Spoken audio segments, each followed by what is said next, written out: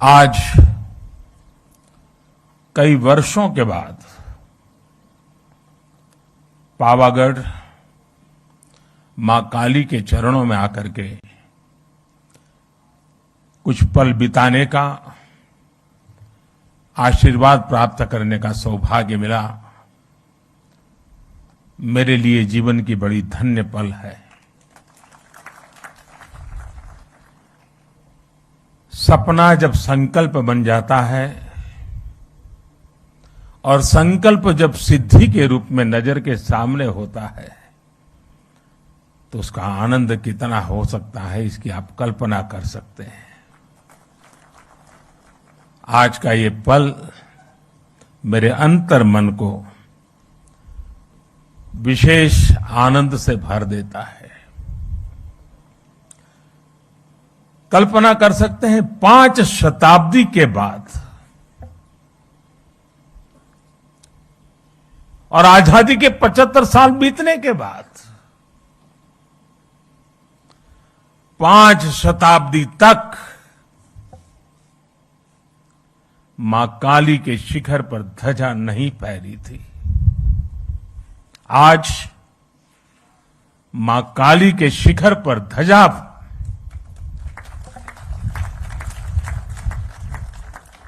ये पल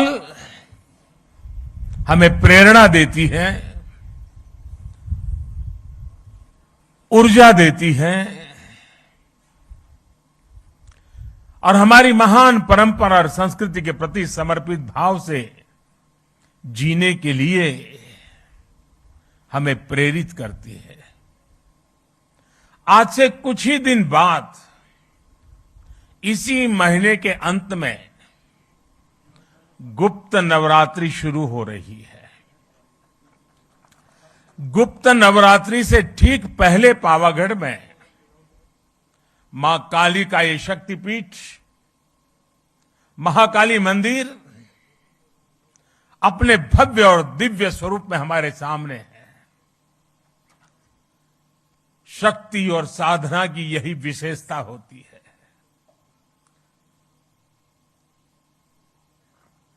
गुप्त नवरात्रि है, लेकिन शक्ति सुप्त नहीं होती है, शक्ति कभी लुप्त नहीं होती है।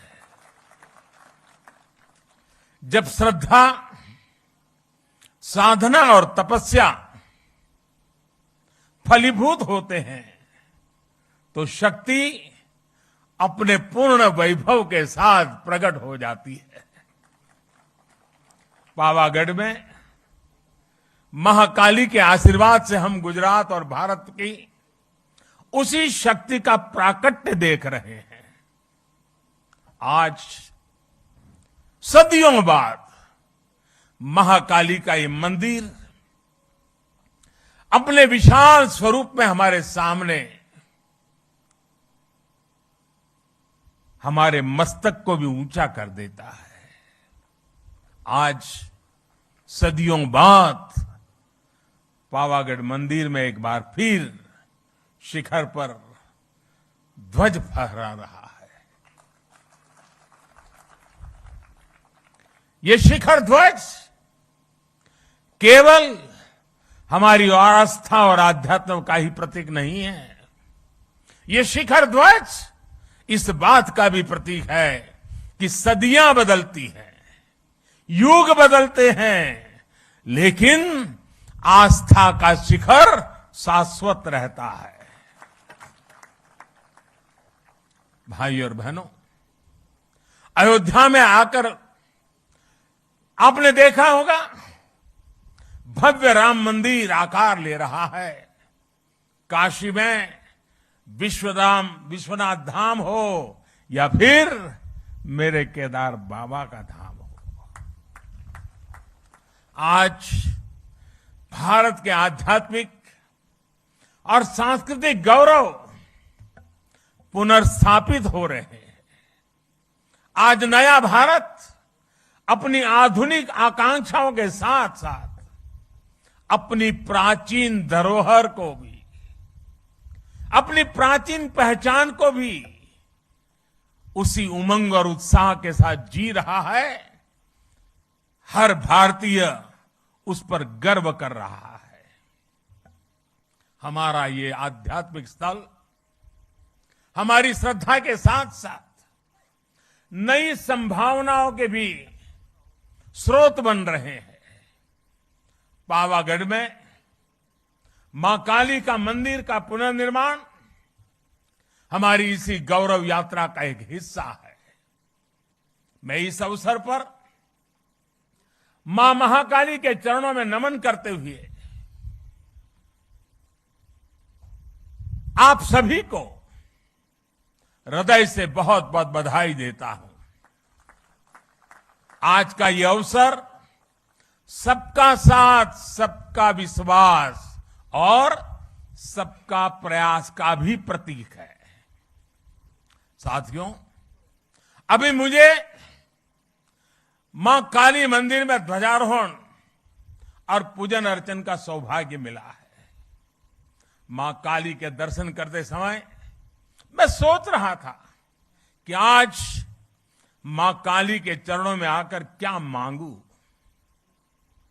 मां काली का आशीर्वाद लेकर इतिहास गवाह है, स्वामी विवेकानंद जी मां काली के आशीर्वाद लेकर के जन सेवा से प्रभु सेवा में लीन हो गए थे। मां मुझे भी आशीर्वाद दे कि मैं और अधिक ऊर्जा के साथ और अधिक त्याग और समर्पण के साथ देश के जन जन का सेवक बनकर उनकी सेवा करता रहूं। मेरा जो भी सामर्थ्य है, मेरे जीवन में जो भी कुछ पुण्य है, वो मैं देश की माताओं बहनों के कल्याण के लिए, देश के लिए समर्पित करता रहूं। गरवी गुजरात इस समय इस गरवी गुजरात की धरती से, मां काली के चरणों से मैं देश की आजादी के अमृत महोत्सव का भी स्मरण करता हूं। साथियों, गुजरात ने जितना योगदान देश की आजादी की लड़ाई में दिया है, उतना ही योगदान देश के विकास में भी दिया है। गरवी गुजरात भारत के गर्व और शान का पर्याय है। गुजरात ने भारत के व्यापार का भी नेतृत्व किया और भारत के आध्यात्मता का भी उसे संरक्षित करने का पूरा प्रयास किया। सदियों के संघर्ष के बाद जब भारत आजाद हुआ तो हम गुलामी और अत्याचार के घावों से भरे हुए थे। हमारे सामने उस अपने अस्तित्व को फिर से खड़ा करने की चुनौती, उसको लेकर के हम खड़े थे, लड़े थे। भारत के इस सांस्कृतिक आजादी की शुरुआत भी सरदार साहब के नेतृत्व में गुजरात से ही हुई थी। सोमनाथ मंदिर का पुनर्निर्माण राष्ट्र के पुनर्निर्माण के संकल्प के रूप में हमारे सामने आया। पावागढ़ और पंचमहाल आज सोमनाथ की उस परंपरा को आगे बढ़ा रहा है, जिसने गुजरात को पूरे देश में पहचान दी थी। आज जो ध्वजा फहराई गई है, वो केवल महाकाली मंदिर की ध्वजा नहीं है, बल्कि गुजरात और देश के सांस्कृतिक गौरव की ध्वजा भी है। पंचमहाल और गुजरात के लोगों ने सदियों से इस मंदिर की भव्यता के लिए प्रयास किए। अब सोने से बढ़े इस कलश के साथ इस मंदिर से जुड़ा वो सपना पूरा हुआ है। आज पावागढ़ और पंचमहाल की तपस्या सिद्ध हुई है। पंचमहाल और क्षेत्र में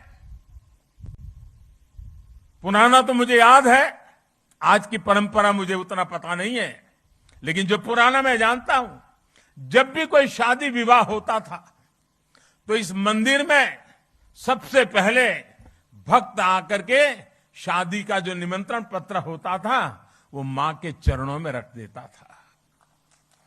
और मुझे पता है उस समय तो जो यहां पुजारी और पंडित लोग हुआ करते थे वो शाम की आरती के समय दिन भर जितने ऐसे निमंत्रण आए हैं उसको पढ़ करके मां को सुनाते थे, भक्ति भाव से सुनाते थे। सुरेंद्र काका कह रहे हैं आज भी चल रहा है। बाद में आशीर्वाद में माता की तरफ से मंदिर से जिन्होंने निमंत्रण भेजा है उसे उपहार भी जाता है।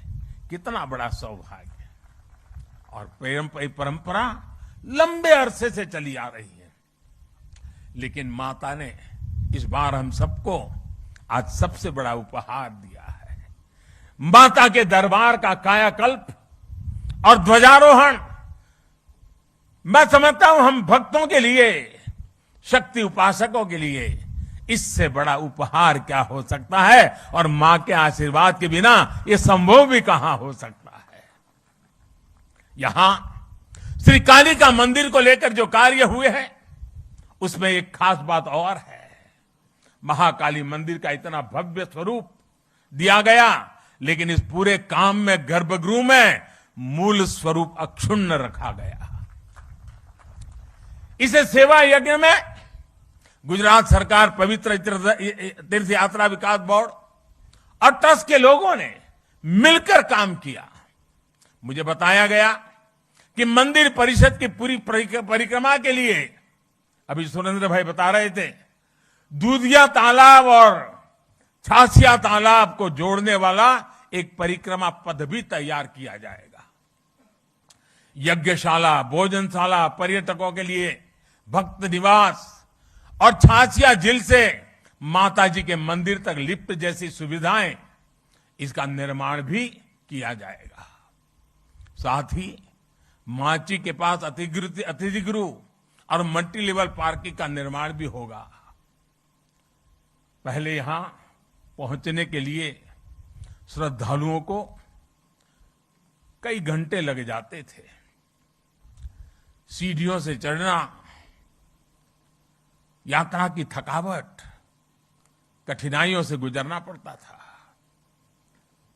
पहले सीढ़ियां भी कैसी थी, जो पहले आए हैं उनको पता है, उसको सीढ़ी कह सके कि न कह सके, ये हाल था। लेकिन आज वो भी रचना अच्छी हो गई है। अब मंदिर तक पहुंचने के लिए अच्छे पत्थर से अच्छी सीढ़ियां बनाई गई है। सीढ़ियां की ऊंचाई भी ज्यादा नहीं है, बराबर हिसाब से रखा है ताकि चढ़ने वाले को दिक्कत ना हो। पहले मंदिर परिषद में 2 दर्जन लोग भी एक साथ नहीं पहुंच पाते थे। आज 100 से भी ज्यादा लोग एक साथ यहां आ सकते हैं, पूजा अर्चन कर सकते हैं। भीड़ का दबाव कम हुआ है तो यात्रियों के लिए सुरक्षा भी बढ़ी है। मंदिर परिषद के विस्तार से भगदड़ जैसी घटनाओं से भी बचा जा सके, और हमें निरंतर जागरूक रहना ही पड़ता है ऐसी जगह पे। और अब तो इसके बाद शायद यात्रियों की संख्या बढ़ जाएगी, हमें उन सारी व्यवस्थाओं की चिंता करते रहना पड़ेगा। और मैं अभी से सभी काली भक्तों से प्रार्थना करता हूं कि अनुशासन का पालन करना होगा, क्योंकि कठिन जगह है, कोई हादसा न हो जाए। पहले कई बार हादसे होते थे, बड़ी चिंता सताती थी, लेकिन मां के आशीर्वाद से फिर गाड़ी चल पड़ती थी। मैं चाहूंगा हम उस अनुशासन का भी पालन करेंगे, क्योंकि कठिन स्थान है, ऊंचा स्थान है, कठिनाइयों के बीच काम करना होता है। तो हम जितना अनुशासन का पालन करेंगे, यात्रा भी अच्छी होगी, मां के आशीर्वाद भी प्राप्त होंगे। पहाड़ी के ऊपर जो दूधिया तालाब है उसे भी डेवलप किया जा रहा है। इस तालाब के चारों तरफ एक परिक्रमा, सर्कुलर पथ बनाया है। इससे भी लोगों को काफी आसानी हुई है। मां महाकाली के चरणों में आकर हमें बार बार उनके आशीर्वाद प्राप्त करने के लिए का मन स्वाभाविक रूप से होता है। लेकिन पहले पावागढ़ की यात्रा इतनी कठिन थी कि लोग कहते थे कि कम से कम जीवन में एक बार माता के दर्शन हो जाए। आज यहां बढ़ रही सुविधाओं ने मुश्किल दर्शनों को सुलभ कर दिया है। माताएं, बहनें, बुजुर्ग, बच्चे, युवा, दिव्यांग, हर कोई अब आसानी से मां के चरणों में आकर के अपने भक्ति का, मां के प्रसाद का सहज लाभ ले सकते हैं। अभी मैं खुद भी यहां पहुंचने के लिए टेक्नोलॉजी के माध्यम से आया, रोपवे के माध्यम से आया। रोपवे में न केवल ये यात्रा आसान की है, बल्कि रोपवे से पावागढ़ की अद्भुत जो खूबसूरती है उसका आनंद भी मिलता है। आज गुजरात में कई तीर्थ और पर्यटन स्थल ऐसे रोपवे से जुड़ रहे हैं। पावागढ़, सापुतारा, अंबाजी, गिरनार में रोपवे होने से लोगों का काफी सहूलियत मिल रही है। पावागढ़, मां अंबा और सोमनाथ, द्वारकेश की आशीर्वाद से ही गुजरात गरवी गुजरात बना है। गुजरात के महान कवि नर्मद ने गुजरात की सांस्कृतिक महिमा का वर्णन करते हुए लिखा है, उत्तर मामा अंबा मात, पूरब मां काली मात, छे दक्षिण दिशा में करता रक्षा कुंतेश्वर महादेव ने सोमनाथ ने द्वारके से पश्चिम केरा देव छे सहाय मां साक्षात जय जय गरवी गुजरात। आज गुजरात की यही पहचान आसमान छू रही है। कवि नर्मद ने गरवी गुजरात की पहचान के रूप में जिन सांस्कृतिक केंद्रों का नाम लिया है, आज वो सभी तीर्थ एक नई विकास यात्रा पर आगे बढ़ रहे हैं। आस्था के साथ साथ तीर्थों और मंदिरों के विकास में आधुनिक तकनीक का इस्तेमाल किया जा रहा है। सभी तीर्थों पर यात्री सुविधाओं का विकास किया गया है। गुजरात के तीर्थों में अब दिव्यता भी है, शांति भी है, समाधान भी है, संतोष भी है, और इससे बड़ा सुख क्या हो सकता है। अगर माता के ही मंदिरों की बात करें, शक्ति के सामर्थ्य की बात करें, तो हम गुजरात के लोग इतने भाग्यवान रहे हैं। और मां शक्ति की पूजा करने वाले भक्तों के लिए गुजरात में तो पूरा एक शक्ति चक्र है, एक शक्ति रक्षा चक्र है। गुजरात का रक्षा कवच के रूप में वो काम कर रहा है। गुजरात के अलग अलग क्षेत्रों में विराजमान शक्ति रूपेण माताएं गुजरात का निरंतर आशीर्वाद देती हैं और गुजरात की रक्षा करती है। बनासकांठा में मां अंबाजी, पावागढ़ में मां काली, चोटीला में चामुंडा मां, ऊंझा में उमिया मां, कच्छ में के माताजी नो मढ़ आशापुरा मां, नवसारी के पास उनाई माता, डेड़िया के पास देवमोगरा मां, भावनगर के पास खोडियार मां, महसाना के पास बहुचर मां, उधर हमारे खोड़ल धाम, उधर उमिया धाम, गिरनार के ऊपर अंबा मां, अनेक माताएं हर कोने में हमें निरंतर आशीर्वाद है। यानी हम कह सकते हैं कि हम पर एक शक्ति का आशीर्वाद है। अंबाजी में गब्बर फुट हिल्स, अभी हमारे भूपेंद्र भाई वर्णन कर रहे थे, 3D वीडियो प्रोजेक्शन मैपिंग की शुरुआत की गई है। साथ में महाआरती भी शुरू की गई है। केंद्र की प्रसाद योजना के तहत गब्बर तीर्थ का पुनरुद्धार भी किया जा रहा है। अंबाजी मंदिर परिसर के विकास की योजना पर भी काम चल रहा है। कोटेश्वर महादेव मंदिर, रिंछड़िया महादेव मंदिर जैसे पुण्य स्थानों का विकास भी किया जा रहा है।